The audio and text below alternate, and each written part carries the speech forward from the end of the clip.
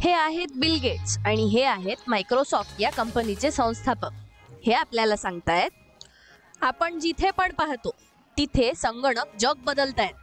ते आपल्या डेस्कवर असो, आपल्या घरांमध्ये असो, आपल्या खिशांमध्ये असो किंवा इतर कोणत्याही ठिकाणी.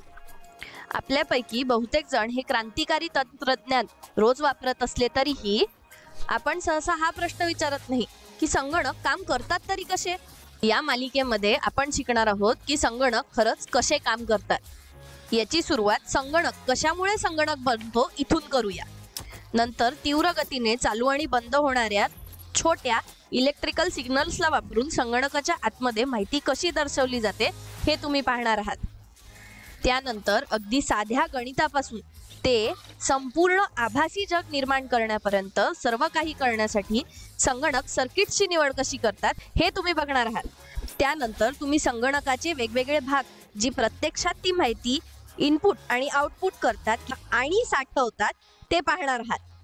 आणि सगळ्यात शेवटी कोड म्हणजे नेमकं काय आणि सॉफ्टवेअर हार्डवेअरवर नियंत्रण कसं ठेवतो हे तुम्ही बघणार आहात.